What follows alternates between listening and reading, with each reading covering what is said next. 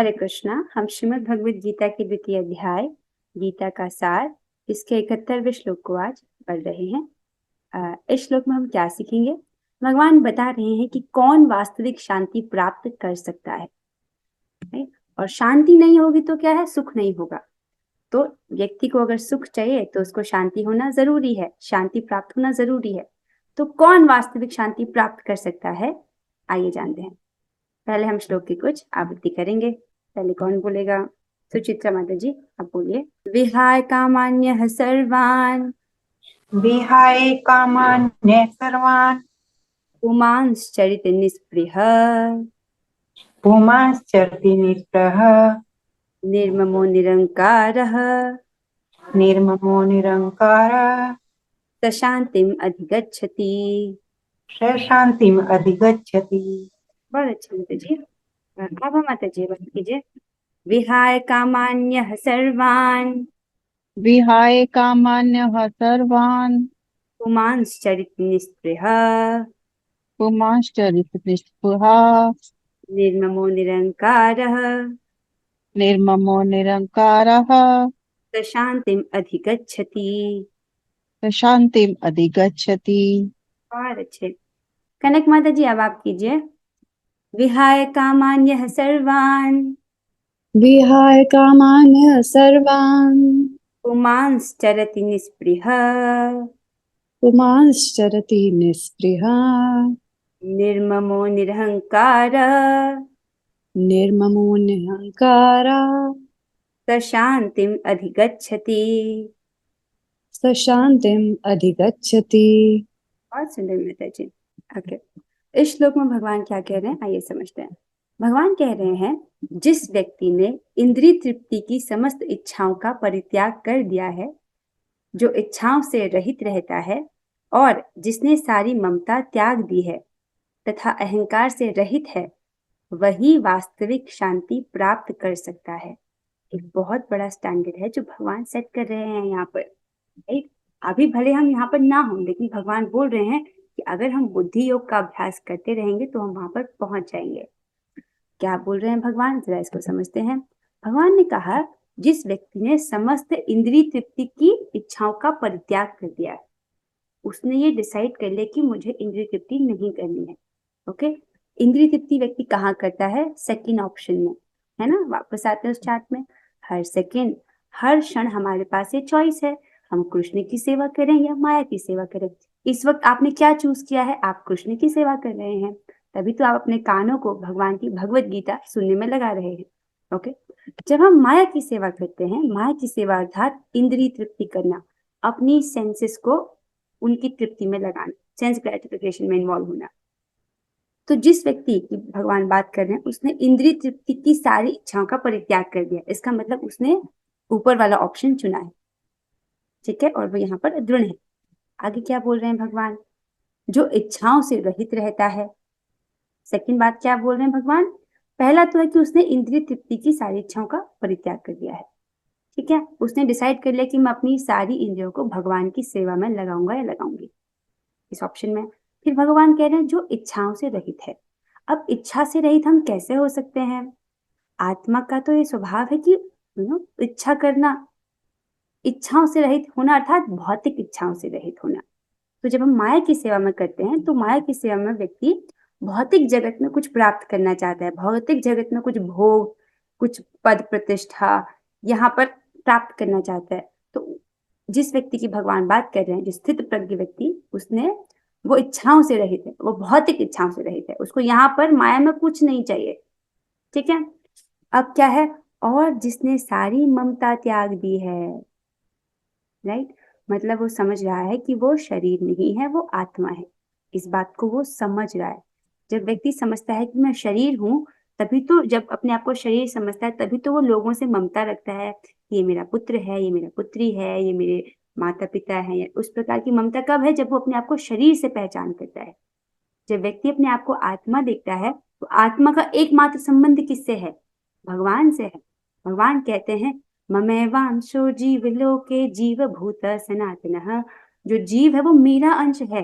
तो जीवात्मा का एकमात्र संबंध भगवान से है, राइट।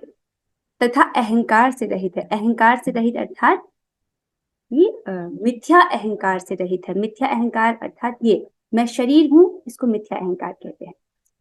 मैं हूँ ये हमेशा रहता है, राइट। जैसे जो चेतन वस्तु है, आपको पता है कि आप हैं, पर कैमरे को पता नहीं कि वो है, राइट। जब व्यक्ति की चेतना दूषित रहती है, वो अपने आप को शरीर समझता है, वो सोचता है मैं शरीर हूँ, राइट। अहंकार से रहित होना अर्थात मिथ्या अहंकार से रहित होना, इस अहंकार से कि मैं शरीर हूँ। तो उसका सही अहंकार क्या है कि मैं आत्मा हूँ, इसमें फिक्स है, ओके। वही वास्तविक शांति प्राप्त कर सकता, ओके। जिसने सारी इच्छाओं का समस्त इंद्रिय तृप्ति की समस्त इच्छाओं का परित्याग कर दिया है, जो सारी भौतिक इच्छाओं से रहित रहता है, जिसने सारी ममता त्याग दी है, तथा जो अहंकार से रहित है, मिथ्या अहंकार से रहित है, वही वास्तविक शांति प्राप्त कर सकता है, ओके। अब आइए, अब हम तात्पर्य पढ़ेंगे, अब आपको और अधिक स्पष्ट होगा। एक लाइन यहाँ पर, आई थिंक ये तीनों बातें स्पष्ट होगी। ये ममता वाला पॉइंट थोड़ा सा उतना क्लियर नहीं हो पाया, तो इसको समझिए, राइट। तीनों समझ गए होंगे, समस्त इच्छा अहंकार से रहित, और ये ममता वाला पॉइंट जो है उसको समझिए कि ममता से रहित अर्थात क्या। देखिए, हम इसको जानते हैं, इसको हम पहले भी डिस्कस कर चुके हैं कि भक्ति के 9 स्टेजेस होते हैं, 9 सोपान है। तो श्रद्धा, साधु संग, भजन क्रिया, अनर्थ निवृत्ति, निष्ठा, रुचि और आसक्ति। जब व्यक्ति आसक्ति के स्तर पर होता है, तब वो भगवान से आसक्त हो जाता है। He is attach to Krishna. जब वो कृष्ण से अटैच हो गया है, इसका मतलब बाकी जगत से वो डिटैच हो गया है, राइट। उसने बाकी जगत के प्रति ममता को त्याग दिया। क्यों? क्योंकि अब वो कृष्ण से कृष्ण से अटैच हो गया है, कृष्ण के प्रति आसक्ति है, समझ रहे हैं। तो भगवान यहाँ की बात करें कि उसने सारी ममता त्याग दी है। आगे चलते हैं, अब हम तात्पर्य पढ़ेंगे तो आपको और स्पष्ट हो जाएगा। बहुत बहुत बहुत सुंदर तात्पर्य है, प्रभुपाद जी ने अमृत भरा है इस तात्पर्य में, आप उसको रियलाइज कर पाएंगे। अनुवाद और तात्पर्य कृष्ण कृपा मूर्ति श्री श्रीमद AC भक्ति वेदांत स्वामी श्री प्रभुपाद द्वारा। प्रभुपाद जी हमें क्या बता रहे हैं? प्रभुपाद जी कह रहे हैं निष्प्रिय होने का अर्थ है इंद्रिय तृप्ति के लिए कुछ भी इच्छा न करना। कमिंग बैक, निष्प्रिय शब्द कहाँ था? Let's go back in the श्लोक। विहाय कामान्य सर्वान, विहाय अर्थात छोड़कर, कामान अर्थात इंद्रिय तृप्ति की भौतिक इच्छाएं, सर्वान अर्थात समस्त, जिसने सारी इंद्रिय तृप्ति की भौतिक इच्छाएं त्याग दी हैं। पुमांस चरति निष्प्रिय, पुमान अर्थात पुरुष, चरति रहता है, निष्प्रिय इच्छा रहित। तो वो व्यक्ति कैसा है? वो स्थित प्रज्ञ व्यक्ति इच्छा रहित रहता है, निष्प्रिय रहता है। अब प्रभुपाद जी स्पष्ट करें कि निष्प्रिय अर्थात क्या, कैसे इच्छा रहित होता है। बहुत सुंदर व्याख्या करते हैं। प्रभुपाद जी कह रहे हैं कि इंद्रिय तृप्ति के लिए कुछ भी इच्छा ना करना, ये है निष्प्रिय, राइट। उसने इंद्रिय तृप्ति की सारी इच्छाओं को त्याग दिया है। दूसरे शब्दों में, कृष्ण भावना भावित होने की इच्छा वास्तव में इच्छा शून्यता या निष्प्रियता है। तो बहुत सिंपल बता दिया, यदि किसके मन में इच्छा है कि मुझे पूर्ण रूप से कृष्ण भावना भावित होना है, तो ये इच्छा शून्यता है, अर्थात निष्प्रिय होना है। सिंपल है, ओके। किसी का प्रश्न भी है? किसी भक्त का प्रश्न है, क्या हम इस लाइफ टाइम में कृष्ण से अटैच हो सकते हैं? ऑफ कोर्स, हाँ, कृष्ण यही तो चाहते हैं, ओके। आगे चलते हैं।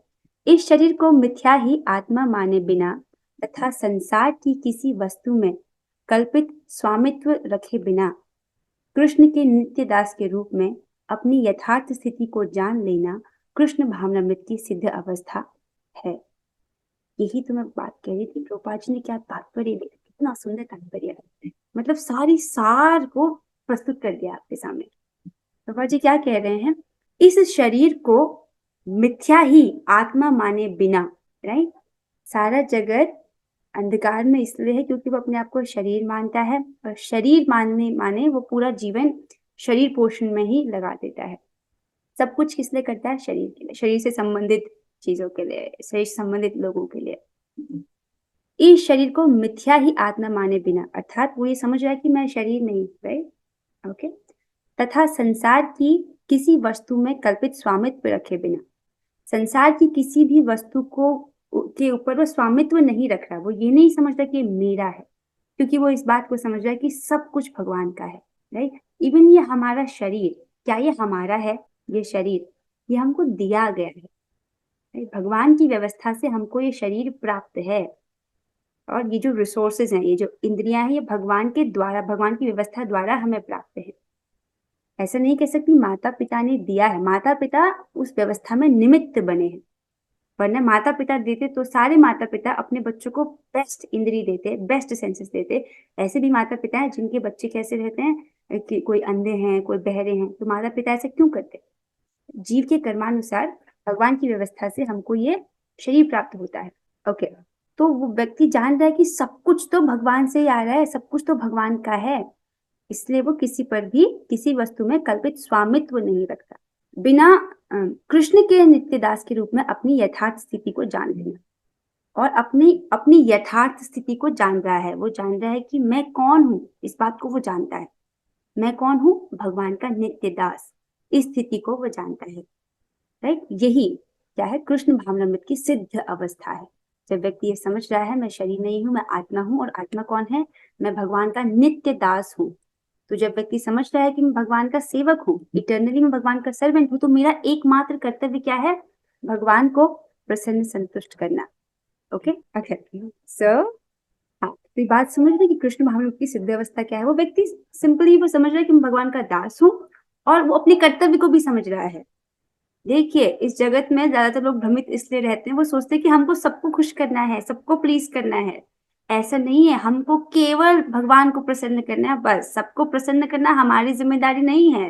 रूपा जी आगे बोल रहे हैं, अर्जुन आत्मतुष्टि के लिए युद्ध नहीं करना चाहता था, किंतु जब वह पूर्ण रूप से कृष्ण भावना भावित हो गया तो उसने युद्ध किया, क्योंकि कृष्ण चाहते थे कि वह युद्ध करे।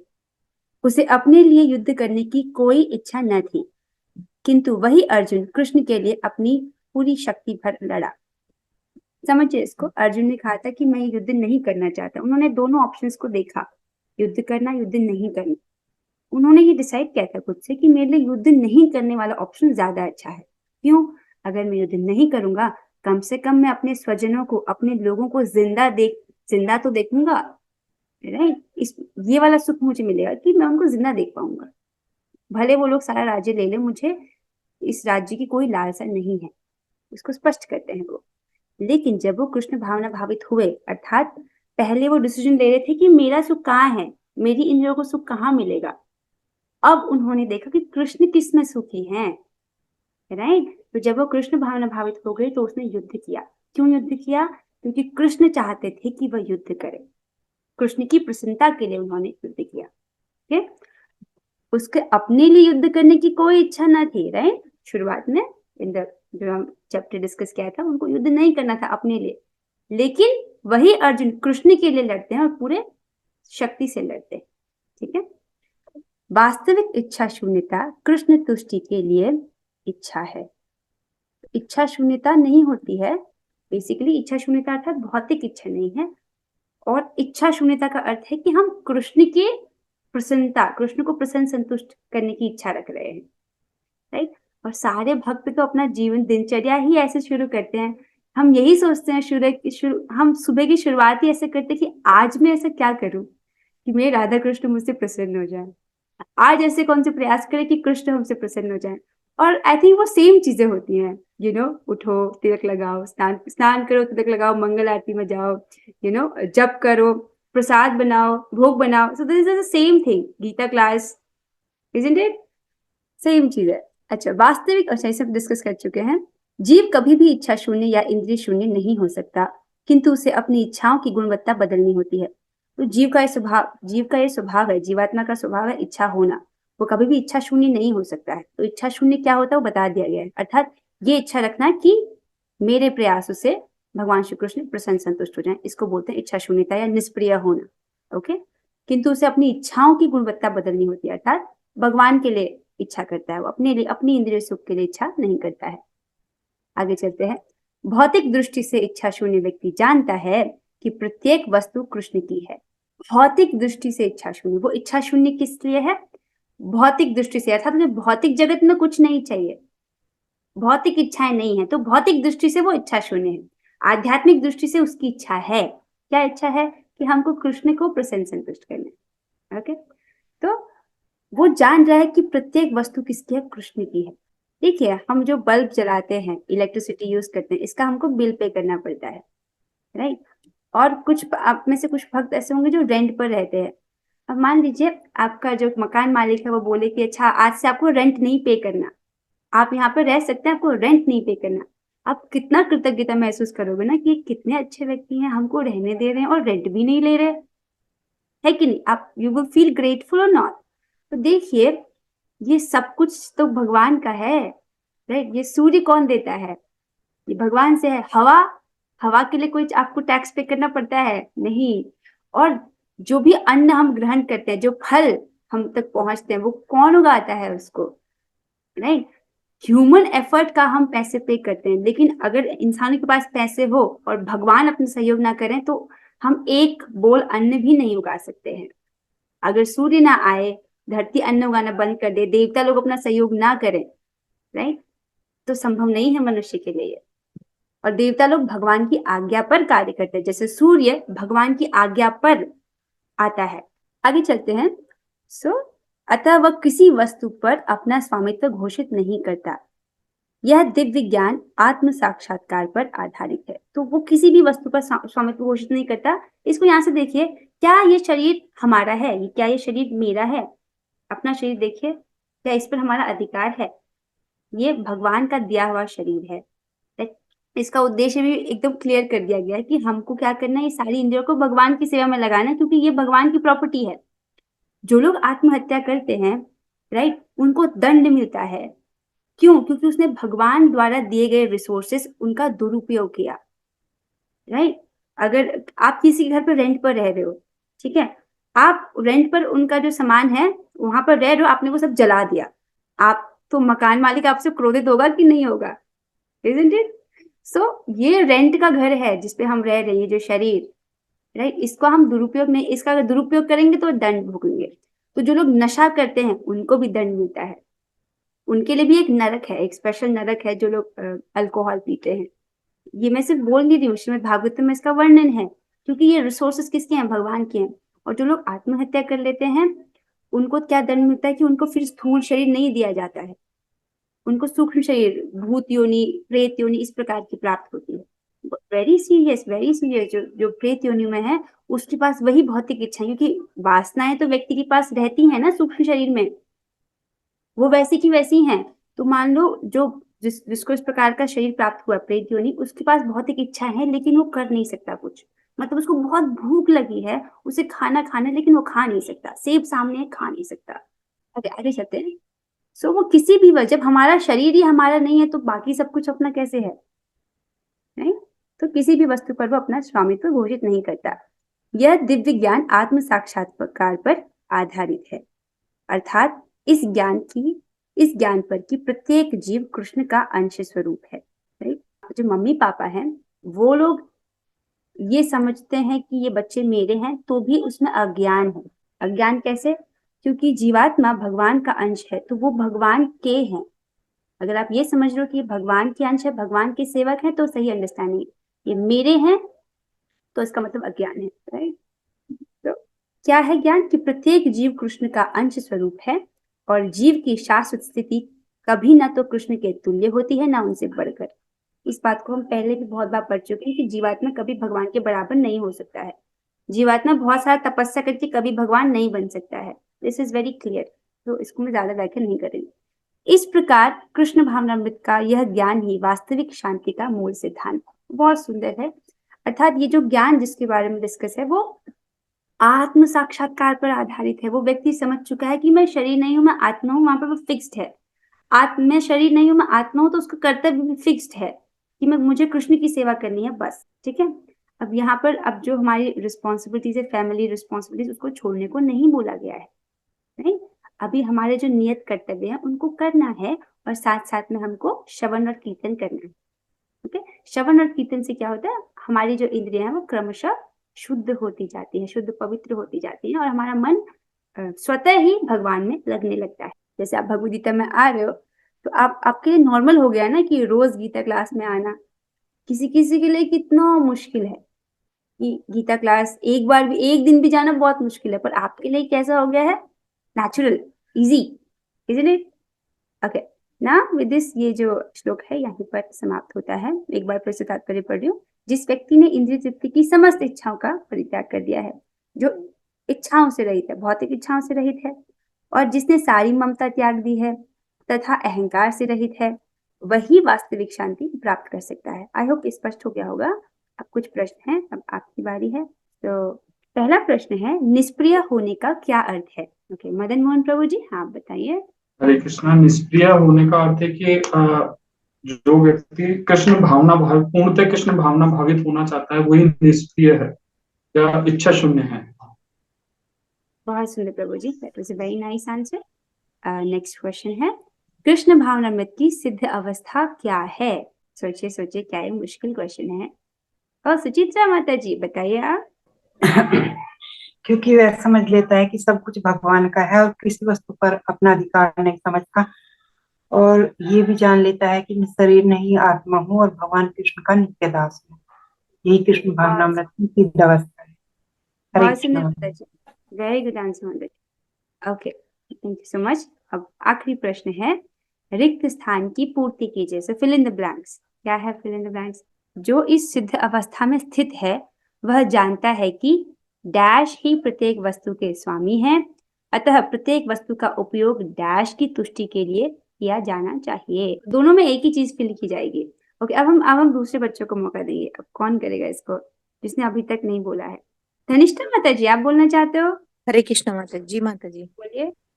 जो इस सिद्ध अवस्था में स्थित है वह जानता है कि कृष्ण ही प्रत्येक वस्तु के स्वामी हैं, अतः प्रत्येक वस्तु का उपयोग कृष्ण की तुष्टि के लिए ही किया जाना चाहिए।